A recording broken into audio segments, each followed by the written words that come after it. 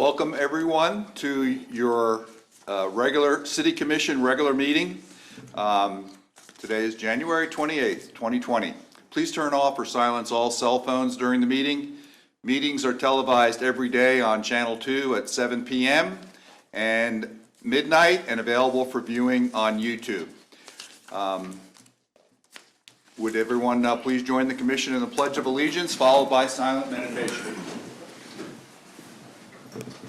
I pledge allegiance to the flag of the United States of America and to the republic for which it stands, one nation, under God, indivisible, with liberty and justice for all.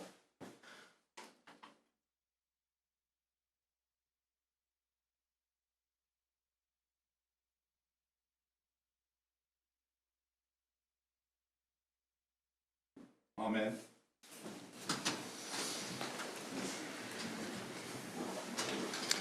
Old business, consideration of previous meeting minutes. Before I entertain a motion, are there any discussions, comments, questions about the minutes? No. Then I'll entertain a motion on this agenda item. I move that we approve the minutes of the January 14, 2020 regular meeting. Second. There's a motion and a second to approve the minutes from the January 14, 2020 regular meeting. We'll begin voting with Commissioner Preisinger. Aye. Aye. Aye. Aye. Ayes have it. The vote is 5-0. The motion carries. Next agenda item is new business, and this is an opportunity for comment from citizens within the city. Does anybody in the audience wish to come up and provide public comment? Seeing none, we'll go ahead and get into the category of general items. Review unsafe and dangerous structure, 795 Spruce. So it'll be Julie Hurley, our Community Planning Director. Okay, thank you, Mr. Mayor. As you'll recall, in May of 2019, the Commission placed a number of structures on a list for demolition or repair, including the property at 795 Spruce. After a couple of extensions were given, this property entered into a remediation agreement with city staff to complete repairs.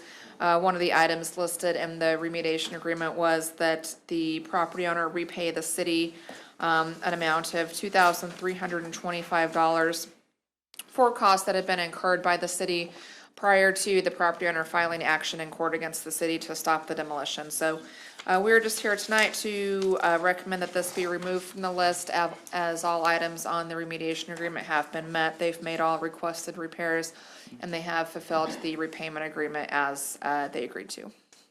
Building looks really nice. It does. Yeah, it does. Well, I'd like to applaud Mr. Knighton and also the city staff in persevering and, everybody doing their due diligence on this particular topic, and it's come to an end that we're all satisfied with. So if there are any further discussion or comments about this particular agenda item, if not, I'll entertain a motion. I motion to remove 795 Spruce from the demolition list. Second. There's a motion and a second on this particular agenda item. We will begin voting with Commissioner Wilson. Aye. Aye. Aye. Aye. The ayes have it. The vote is 5-0. This motion carries. Thank you. Next is update on fire damaged structure, 228-230 Ottawa Street. Excuse me. I think Hal Burdett, our Chief Building Inspector, and we also have Mike McDonald, our Public Works Director, for this item. Okay. Good evening, Mayor. Hello. How are you? Good. This item this evening is, as it says, fire damage structure at 228-230 Ottawa. The city is holding funds from the insurance company related to this fire damage. City Commission, we held a public hearing on October 22nd. Commission gave the owners 90 days to make repairs. Repairs are underway. We've seen good progress. The exterior is completed, and my staff reports that the lower level or the first floor is almost complete. The second floor is not complete at this point in time. I believe the owner's here, Mr. Patterson. Last report was still waiting on the electrician to do the wiring on the upstairs before the sheetrock can be hung. and that project can continue on. So staff is recommending another 90-day extension for this project. And if, should it be complete prior to that, we would bring it back to the commission for review and approval of the release of the funds. I did want to mention, commission in the past has authorized city staff to release the funds if it's completed before that 90 days. And if you guys are so inclined to do so, you know, we could go that route as well. So we meet every Tuesday, you know, Right. it has to be the fifth Tuesday. And by, do you have to issue a certificate of accommodation or certificate of, what's the term? Certificate of occupancy. Occupancy, that's right. Now, in the past, once the exterior is completed, exterior repairs and sheetrock is hung on the inside, it's been city policy to release the funds at that time. The project is not 100% complete, but it is close enough, and we've always felt that those funds will help them finish up that project at that point. So we do typically release the funds before certificate of occupancy has been issued. We can But go I either. believe in the past, though, I don't think we necessarily wait for a certificate of occupancy. I believe that we need to be consistent, and whether it be when sheetrock's done, I have no problem when it is, because we do one this way, then another one say we're gonna extend for a couple of weeks. That's not fair. That's not the way it should be. So it either should be a certificate of occupancy, or once the inside, you know, whatever, there should be some standard that is objective, not subjective, in my opinion. I think that's what Hal was saying. The exterior complete and all sheetrock hung has been our standard. Okay, Yes. so I know that we get requests, we've had requests at times to deviate from that standard. I don't know that we have, but I think if we do it once, you know, we probably open the door to do other ones. But I think that's a good plan. We don't so state that in our, on releasing of the funds. And I'm wondering at some point, should we put a statement to that effect? Something, not necessarily in this case, I'm talking about down the road, just to make sure that it's clear. Right. We could review the ordinance that all these regulations come from, and to be honest with you, I don't know that ordinance that well. I think it says something about substantially complete, Right. and we've determined that is, Okay, it doesn't work. Okay, we're okay with that. City manager, city attorney, anyone else. I just want to make sure that we don't have different standards for different properties. And I want to thank Mr. Patterson back there. Yeah, Mr. Patterson, do you want to come up and make any comment? You don't have to, but you have an opportunity to come up and, Sounds like you're doing a lot of work. right. Okay. And when you come up, state your name and address, please. My name is James L. Patterson, Patterson Homes and Rentals. I live at 1205 South 15th Street, and all the sheetrock is hung other than one room basically where the fire was, and we can't continue till the electrician does the wiring. And right now I'm held up. Sure. And he was there on December 22nd and wired it so we could finish the whole downstairs. And we've did all the sheetrock, and we sanded down the hardwood floors and finished them. But the other problem is no electricity, so it's kind of cold now. You know, we polyurethane all the floors. It took forever to dry. Oh, bad. And but it looks real nice in there, and I'm not complaining. I'm not here to complain. No. Thank you for all that you've done on that. Yeah, so we worked hard on it. And then I've had other issues with other rentals where I had other things to do, so Sure. If you have rental property, you have issues also. oh man, you tell me. And I had some big ones. Yeah. So anyway, Okay. so yeah, Thank you, I'm sir. waiting on the electrician, and then we can basically one room and one ceiling will finish all the sheetrock. The rest of it's all done. Good. Okay. Congratulations. Thank you, sir. Thank you. Yeah. Thank you. Any Thank questions for Mr. Patterson? No? If not, thank you, sir. Good luck with the remainder of the project. All right, yeah, we'll get her done. I know you will. Yeah. Thank you. Thank you. You're committed. Thank you. Bye. Any other questions for Mr. Burdette? I have just one comment. I think our city clerk would prefer that it come back to a meeting. That way there's a record of it, when we do, release it. I think we can do it as we've done in the past where it allows staff, but I think we'll bring it back. I think going forward, we'd bring it back to have the commission release the funds. That's good. That's okay with the Mr. commission. Mayor, I move that we extend the suspension of the project to 228, 230 Ottawa Street until April 28th, the second regular meeting in April. How's that? If you want to just do 90 days. 90 days. Let's Just do 90 days. Just Until extend for for 90 90 days. days. Second. There's a motion and a second on this agenda item. We'll begin voting with Commissioner Preisinger. Aye. Aye. Aye. The ayes have it. The vote is 5-0. The motion carries. Thank you. Good luck, Mr. Patterson. The next agenda item is request by USD 453 to waive permit fees for Earl Lawson Elementary renovations. Looking for somebody from the school district. I don't see anybody here quite yet. I did speak with Dr. Mike Rose, the school superintendent, yesterday about this item. It's a pretty normal occurrence anytime the school district, a lot of times nonprofits or other governmental agencies have building permits. They request to the city commission to have those permits waived. We do not waive permit fees of costs that we incur. If we send out for a third-party review, we don't waive those. But in this case, the remaining permit fee to be waived would be 21,000. Tal, go ahead. $21,223 for the building permit, and I also estimate additional $2,000 for electrical, mechanical, and plumbing. As Paul said, we will be collecting $13,794.95 in plan review fees for this project. Okay, that was what I was a little, Yeah. because it said in the policy paper, it said the plan review fee collected by the city will be the 13,000. The city has not waived this fee on previous USD projects, so we're not waiving that. No, Okay. we have never waived plan review fees on Okay. any So- waived Okay, so there's project. two aspects, the 2,000 and the 21,223. Yes. Okay, any other questions or comments on this particular agenda item? If not, I'll entertain a motion. Mayor, I move that we waive the building permit fees for Earl Lawson Elementary renovations as presented. I second. There's a motion and a second on this particular agenda item. We will begin voting with Commissioner Wilson. Aye. Aye. Aye. Aye.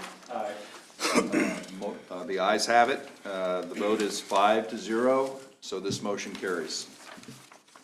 Thank you. Next agenda item is mayor's appointment to Sister City Advisory Board, so I guess I'll take the lead on that. Just wait a minute. I move to recommend the following appointment. Appoint Ms. Elisa J. Mahone Murphy to an unexpired term ending December 31st, 2021 for the Sister City Advisory Board. Second. There is a motion and a second to appoint Elisa J. Mahone Murphy to an unexpired term ending December 31st, 2021. All those in, correction. We will begin voting with Commissioner Preisinger. Aye. Aye. Aye. The ayes have it. The vote is 5-0. The motion carries. Thank you. Next is the policy report, the resolution setting hearing date for unsafe structure, 1109 Spruce Street. Howell and Mike will continue with this item. Okay. Mr. Mayor, Commissioners, this is very similar to the previous item on 228, 230 Ottawa. This is a structure that had a fire in October of 2019. There was sufficient damage to the structure that, according to our ordinance, the insurance company has provided us with 15% of the insurance settlement. The purpose of this policy report is to recommend that the city set a public hearing date to discuss the disposition of the property and the funds. We have not had any progress on repairs at this building at this point in time. Any questions for Mr. McDonald on this particular agenda item? If not, There, go- heard nothing from the owner whatsoever. I have spoken with the owner. They're in discussions of possibly selling the property to another person. But again, I haven't been told that has been completed. And, We'd still hold on to the proceeds. yeah, we would hold on to the proceeds. And, I informed the owner that we were meeting tonight to set a public hearing date for March 24th. And at that time, we would expect whoever the owner is at that point to be present there to discuss the plans with the city. You didn't Sounds have good any to me. response from them then? Oh, no, I spoke to him Oh, on you the did? phone. Oh, okay. Like I said, there's no reason for them, I felt, to be here tonight because we really Sure. don't discuss the issue. Right, right. okay. All right, Mr. Mayor, I move that we adopt resolution number B 2241, setting March 24, 2020 as the date for the public hearing regarding the unsafe structure located at 1109 Spruce Street. I second. There's a motion and a second on this particular agenda item. We will begin voting with Commissioner Wilson. Aye. Aye. Aye. Aye. The ayes have it. 5-0 is the vote, and this motion carries. Thank you. Next agenda item under bids, contracts, and agreements is consider purchase of a 4-ton KM hot box. Our Operations Superintendent Curtis Marks, I think, is going to handle this item tonight. How are you doing, Mayor, sir? City Commission, Good to how see are you. Good evening. Public Works staff is asking you to consider the approval of the cooperative purchasing bid from the National Cooperative Purchasing Alliance for the purchase of a 4-ton hot box. After reviewing available purchases and options, department staff chooses to utilize the cooperative purchasing available through the National Cooperative Purchasing Alliance. There's money set aside, 2020 CIP included funding in the amount of $32,106.50 for the purchase of this unit. The warranty on this item is 12 months minimum. There are some other parts that are extended past that. The arrival time for the unit will be approximately 4 weeks from the time that you give the approval. Primary usage would be for the spring, summer, and fall. So it would actually extend our usage where now it's all based on the weather outside, the temperatures. So the hot box will keep the elements warm enough to where we could use it longer. Staff is remaining proactive on fixing all potholes at this time. We know that that's a big issue, and we continue to be active with that. So basically, right now, we're averaging about 500 tons of hot mix usage a year and about 100 tons of cold mix. So that's on average. So we do go through quite a bit. So with that said, the Public Works staff is seeking the City Commission's approval of this bid. Questions or comments for, Nope, For no, the- this for our is in the staff? budget, so Well, I think it's Oh. needed. well, it sounds like it's more efficient, so, like you said, you get longer use out of it, so there's less waste, right? Correct. Correct. Basically, what it does, it extends the life of the hot mix. So usually after a day, you have to catch it at the right temperature. Basically, 160 degrees is the lowest that the asphalt can get in temperature. And we always shoot it when we get it from a plant.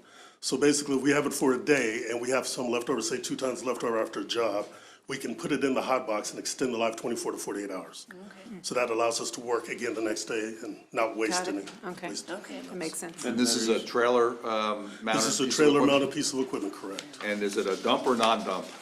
Is it, I saw the picture in there, and it had like, it could, could go up like a dump truck or not. Oh, so- no, this is not a dump. no. Okay, I did see that photograph in Right. the read ahead, so I was just wondering. Yes, Okay. Mr. Marks, is this thing insulated or does it have a heating element? it has a heating element. So it can hold it? It can, And let's say, in March when, it starts getting a little bit better, is when the heavy pothole season starts, March, April. When you put 4 tons in there, 8,000 pounds, do you have a crew working? Can you go through that one day or is that usually 2 days? Usually a one-day job. It depends. If you have smaller jobs, then it's going to stretch the day longer. But if you have one job that takes 4 tons, obviously you're going to Yeah, usually complete it one day. okay. And you haven't had one before? Never had one before. Yeah. That's good, Yeah. good, good. Much needed. Yeah, much, Good. yes. Okay, great.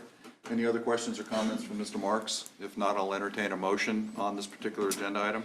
I motion to approve the purchase of a 4-ton KM hot box for $32,106.50 from Craftco Inc. 6-1, okay. There's a motion and a second on this particular agenda item. We will begin voting with Commissioner Preisinger. Aye. Aye. Aye. The ayes have it, the vote carries, and the motion carries. The vote is 5-0. And thank you very much. Public Works Thank you. staffs appreciate it. Okay, Yep. let us know how it goes. Yeah. Thank you. Fixing a lot of potholes. Right. Thanks for dressing up for the meeting, Mr. Martin. Looking good.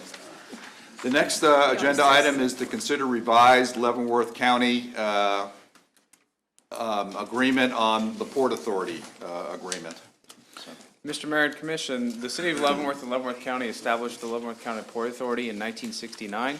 The Port Authority was created, and I quote from the document, to promoting commerce, prosperity, industry, improvement of health and living conditions of the people, and for the promotion of the general welfare. Among the provisions of the 1969 agreement is the creation of the Port Authority Board. It is that provision of the agreement that started the process to revise the Port Authority agreement. The membership section states in the 1969 agreement that is in effect right now that the Leavenworth County Port Authority shall consist of 5 members to be selected jointly by the parties to this agreement, the parties being the City of Leavenworth and Leavenworth County. Starting in about 2017, discussion started at the county level of a desire to change the membership section to expand the size of the board and involve the cities of Basehor, Lansing, and Tonganoxie in the selection of the board members. The city has been on record as being in favor of looking at a new composition. I mean, it was done a long time ago when a lot of those other cities didn't have significant populations. So staff, City Attorney David Waters and Dave Van Paris, along with myself and County Administrator Mark Lawfrey, went back and forth with drafts over about the last year. And the draft agreement that you have before you was approved by the county on January 15th, 2020. I want to go over a couple of the changes in the agreement. The most significant change is the composition of the board. The new agreement, both the City of Leavenworth and Leavenworth County would appoint 2 members. There are no restrictions on who those members would be. They could be a city commissioner, they could be a city staff member, they could be a member of the public. There are no restrictions on what an entity could, who they could select.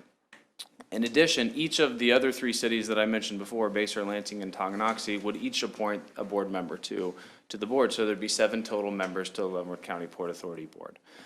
I'm skipping down to number 3 in the policy report. Through the work of Mr. Waters and Mr. Van Paris, the agreement also updated a lot of significant and applicable sections and provisions covered in state law to bring in a lot of language and clarification changes to essentially bring the agreement up to date. The other section that you'll notice some significant changes to is Section 9, which is the new dissolution clause. It was determined that there should be some language in the agreement. Should the Port Authority ever cease to exist, what happens to the assets of the Port Authority?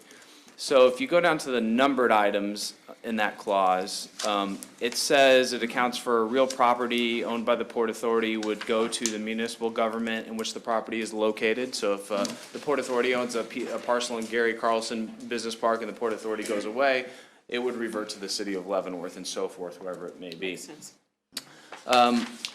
If you do look at the opening paragraph to Section 9, it does include a provision that either party in the agreement could dissolve the Port Authority if they found it was in the best interests of the citizens under the jurisdiction of that party. So I wanted to point that out as well.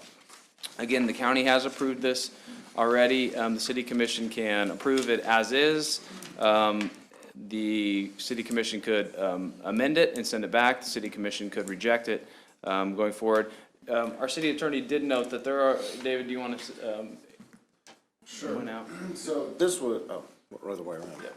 So this was we had exchanged some drafts on this, and then this kind of went to the county for approval.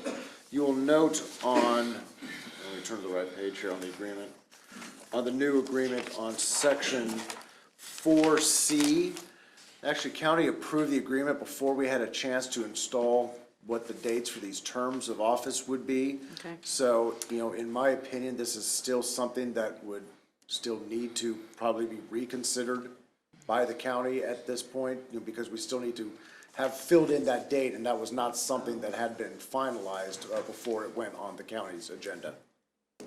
So that would just be more of a housekeeping item, but it would have to go back regardless, we believe. Okay. I sat in on some of the earlier discussions of these proposed changes, but, so basically, the city of Leavenworth and the county are still the two parties of this agreement? Yes. Right? Not any of the other cities? And before, there was something about commissioners couldn't be on? No, we were suggesting at one point that it was maybe inappropriate for a member of the governing body to be on it, but there were Right. no restrictions at Okay. any time. There was just that sort of check and balance of each group having to entertain it, but there are no restrictions in the new agreement. Okay. And the two new members would be appointed by their cities? 3 new members. New members be appointed by their cities? Yes. Yes. Okay, got it. Not by the county? I guess there would Not be, by the technically county, there by would the be cities. only two, because we're going from 5 to 7. Right, right. That's what I was- But instead, the county and the city of Leavenworth have Each have- 4 of those seats instead of 5. So there's 3, yeah. So then the other 3, 1 each for Tonganoxie, Basehor, and Lansing. Okay. Mr. Mayor?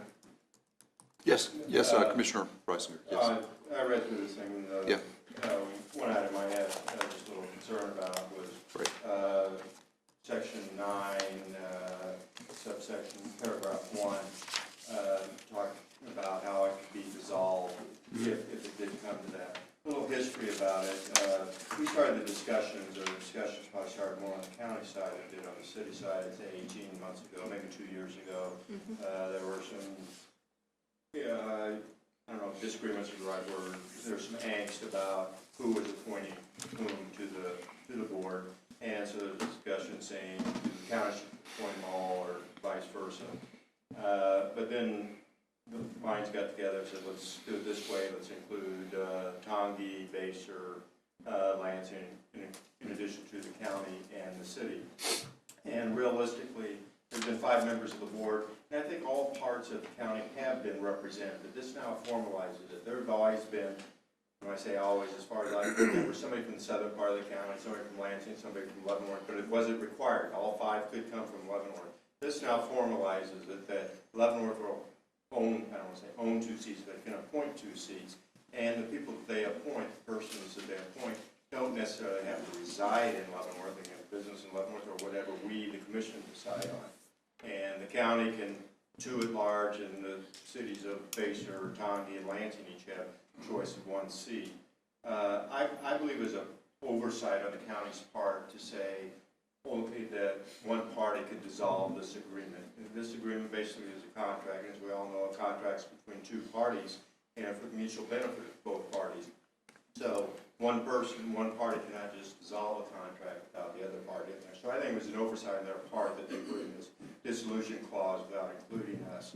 And the original one was in 1969. Lansing was just a very small burg at that time, been incorporated for 10 years, since 1959.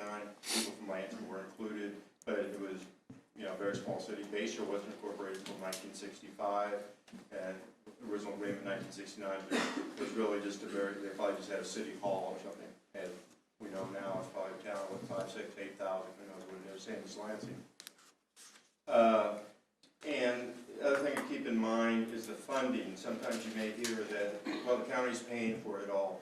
Let's also remember that there was a 0.4 mil economic development as a line item in the county's budget forever. A few years ago, they just rolled it up into the county budget, so it doesn't show a separate line item. That 0.4 mils at the county level raises approximately $275,000. Which pays for economic development. This is one of the things that they paid for. So, the argument may come back with the county's paying for it all, but there was a line item, and they are raising that money, but it's now just rolled through the budget. So that 0.4 is still there. So what I would recommend, I've got some words here, I did review this with Mr. Kramer, and I know Mr. Waters weighed in too, on paragraph 9, Roman numeral 9, section 1, just in section 9, Roman numeral 9, dissolution, disposition of assets and liabilities. I recommend we change it to, in the event that both versus either of the parties, originally it says either of the parties, I recommend that we say, in the event that both of the parties jointly fine versus, one versus, where do I have this? In the event both of the parties, finds that the dissolution of Port Authority created under the original disagreement, It says yeah, either. yeah. In the event, I want to change, in the event that both of the parties jointly fine, not just fine, Jointly. then everything else remains the same. Basically, it's going to say, if one party wants to do away with it, the other party, the county has to agree with the city has to agree with the county to dissolve this. Otherwise, there could be some political fight between a couple commission members or board members. One side says, we want out of it, bang, they're out of it. I don't think it should be that way. I think the spirit and intent of this thing is to keep it going, and by having it, adding these words will ensure that both parties can dissolve it, and can't be just, let's say 3 of us here at the commission all of a sudden get angry one night and we're going to dissolve the Port Authority. It'll take more than that. We need both parties involved. So that's my recommendation on the changes. Once again, change the words in the event of both parties. You got the wording? Instead of either. Yeah, Jointly. I've been tracking. And, that's good, because I'm not tracking. Well, that's right at the beginning of section 9, and Yeah. I agree with that. Or any other comments or questions about that amendment that Commissioner Preisinger has recommended? As one commissioner, I agree with that. I think it's I do important. too. And I would ask the city manager, if we make a motion to approve with the amendment recommended by Commissioner Preisinger, would we be able to approve it, or do we need to? No, you can approve with the amendment, and then we can print it and sign it, and I think there'd be 2 things, because I think you'd also want to allow us to complete the technical matter of the term starting. So, I mean, a couple of Yeah. options that you could approve it tonight with these edits and subject to, staff, completing when these terms will start. You could direct us to, table this, or just direct us to go back and negotiate and bring it back to you later. Those are a couple of options that you could have. I'm in favor of allowing the city manager Right. and his staff, whether it be members of his direct staff or the city attorney, fill in those dates. I think they have a good handle on what makes the most sense. They don't need to bring it back to us. I think that's definitely within the purview of their So we could- responsibility and I agree with that. skill set. And we just, So we've added that to your amendment to this. Yeah. So it's like a 2-pronged Yep. amendment. Is that enough, I'm Marlon? comfortable with that. Commissioner Wilson, any? No, I'm okay with it. Commissioner Leonhard?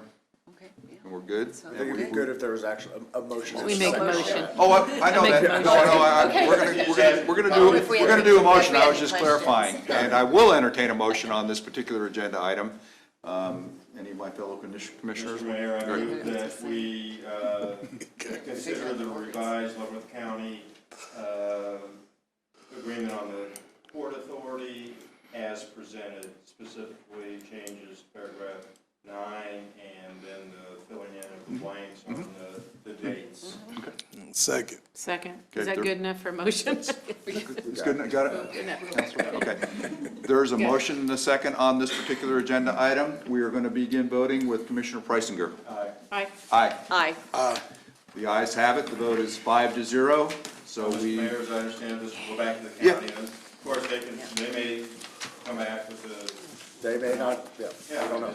I think that's a very important catch, though, and I appreciate your due diligence on that, Commissioner Preisinger. And I do want to say that it may have been an oversight on the county part, but David and I did approve the agreement, so that probably would have been, an oversight on our point, not to have, flagged that problem. And I don't even know, oversight might be a little bit, it's, as you point out, it is a double-edged sword in some ways, that if the city should ever want to terminate it, you'd be taking that right away from yourself as well. Right. So, it would cut both ways, and, either option is, might seem to be the better language depending on the decade that you're in, on an agreement like this.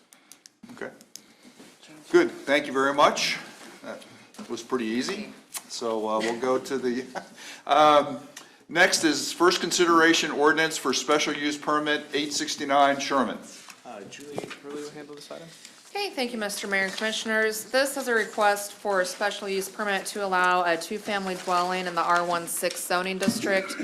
R16 is a single-family zoning district, and two-family dwellings are allowed in that district with the approval of a special use permit. The property at 869 Sherman has always been functioning as a two-family dwelling unit. It was just pretty heavily damaged by fire in April of last year. And the development regulations state that if a structure devoted to a non-conforming use is damaged or destroyed by more than 50% of its fair market value, the building shall not be restored if the use of such building is not in conformance with the regulations of the zoning district in which it is located. So in order to rehab it to its former use, which again has always been a two-family dwelling, they do need to obtain a special use permit. So according to the applicant, the structure was damaged by more than 50% of its fair market value. The damage was primarily in the first floor unit of that property. And so what they're planning to do is to renovate and restore, including new electrical, plumbing, HVAC, walls, ceilings, doors, pretty much everything in the lower level unit. And then in the upper level unit, it didn't sustain any damage, just a little bit of smoke damage, and so they will be painting and doing new flooring and appliances to just spruce that up a little bit as well. And then also the exterior of the structure will be cleaned and painted, and the driveway will be paved. Right now, it's partially paved and then part of it's gravel, so they'll be paving that entire thing as well. Good. So the Planning Commission did review this at their January 6th meeting earlier this month and voted 4-0 to recommend it. It is owned by Echelon Property Management, and they are here tonight if you have any questions for them. Any questions or comments for Ms. Hurley? This has been a duplex or multifamily, for 30, 40, 50 years. We couldn't even find the building permits for when it was built, but talking to the property owners, it's been a two-family dwelling for as long as anybody can remember, so it's always been that way. Do the property owners want to come up and make a comment? Or, I mean, it's pretty straightforward, but you're welcome to come up and make a comment if necessary, or if you'd like to. You good? Okay. My name is Debbie Asher, and I am with Echelon Property Management. This multifamily dwelling was built in 1920. I want to reassure everyone here on this board this evening that this is a brick structure. This is why we are going above and beyond to restore this property. It is structurally sound, and the first floor will be 100% remodeled.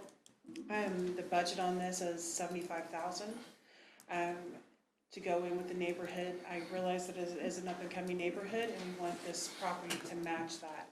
So we will be having quite a bit of added income coming in from those two units. Sounds good. Very good, thank you for that information. Thank you. So this is a first consideration, so any other further discussion? If not, do we have a consensus to move this ordinance along for final consideration at a future meeting? Yes. Yes. Okay, we have that consensus. Good. Next agenda item is the consent agenda, and for that, I'm going to turn to Commissioner Leonhard. Okay. First of all, before I read this off, I've been meeting with Ruby every week to go over, the finances that the city, writes. And one, I just wanted to bring up, just FYI, that United Healthcare, it's $322,700.29. And part of that is the city portion that pays, and then, of course, part of it's the employee's portion that comes out of their check, and that's for their medical and vision. So, and that's monthly, just FYI. But, claims for January 10th, 2020 through January 24th, 2020, in the amount of $1,646,837.26. Net amount for payroll number 2, effective January 17th, 2020, in the amount of $348,481.17. includes police and fire pension of $11,572.36. Second. We need a motion, though. Is that a move? Yes. To accept the Yes, consent. you Yeah, so moved. Second? Okay. We are going to begin voting on this with Commissioner Wilson. Aye. Aye. Aye. Aye. Ayes have it, vote is 5-0, so we've approved the consent agenda for this particular meeting. Thank you, Commissioner Leonhardt. So that completes the official business for tonight's meeting. Mr.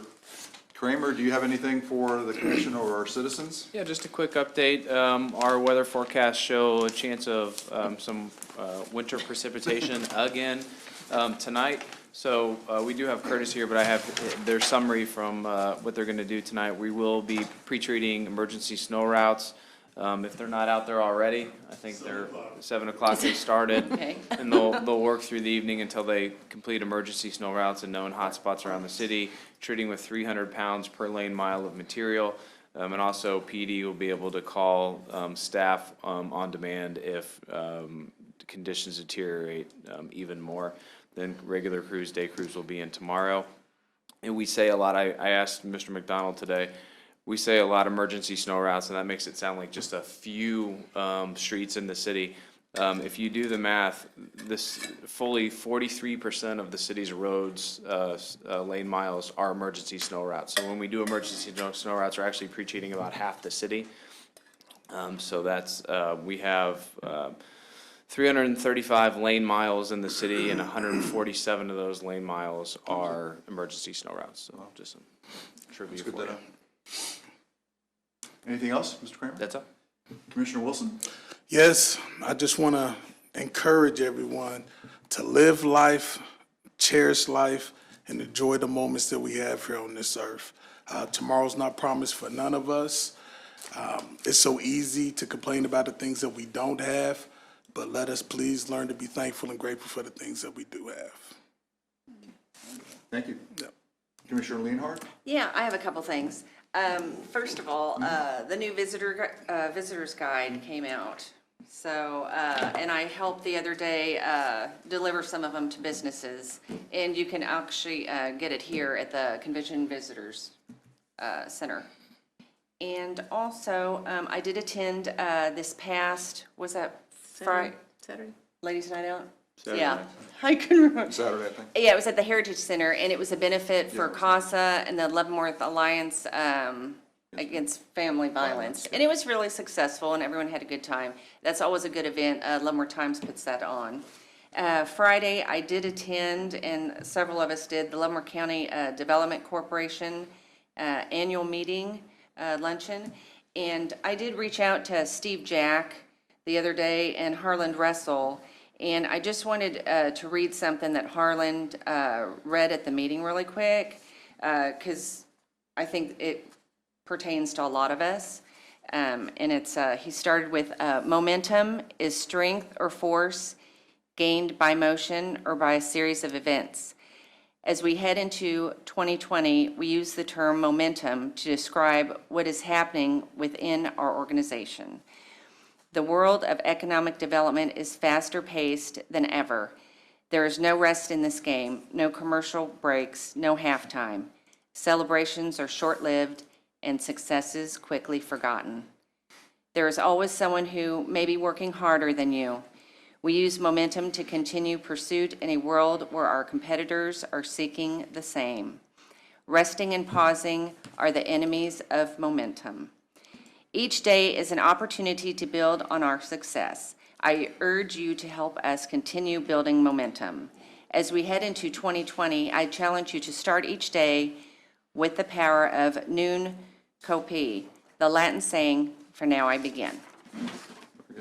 Very good. Very good. Thank you. Commissioner Preisinger? I have nothing. Commissioner Bowder? I'm good. Just very quickly, on Monday, I had the distinct pleasure, along with the city manager, to attend the Leavenworth County Senior Citizens Group luncheon. I think they conduct it on a monthly basis, but city manager has been there about twice a year, and he answered the hard questions. Then I got up and introduced myself. Great group, very vibrant, astute. Yeah. Asked me a few Energized. questions and some very good feedback on some things the city's doing very well and some things maybe we could improve upon. But I appreciated the feedback, and I got another invitation to come back, so maybe I did okay. Hey. They like you. Yeah, great group. And and the other thing is, well, we got a big football game coming up on Sunday, so I, as one commissioner, and I think I speak for the other commissioners, wish the Chiefs the greatest of luck in Sunday's Super Bowl. Yes. And my thoughts, though, are with the Chiefs fan base, across the region, and particularly those who are in our city of Leavenworth. And I hope the results are, what we're hoping for. And just go Chiefs, and hopefully the patience of the last 50 years will pay off. So if there are no other comments or questions, we'll go ahead and I'll entertain a motion to adjourn. So moved. There's a motion and a second to adjourn. All those in favor of adjournment, say aye. Aye. All those opposed say no. The ayes have it. The meeting is adjourned.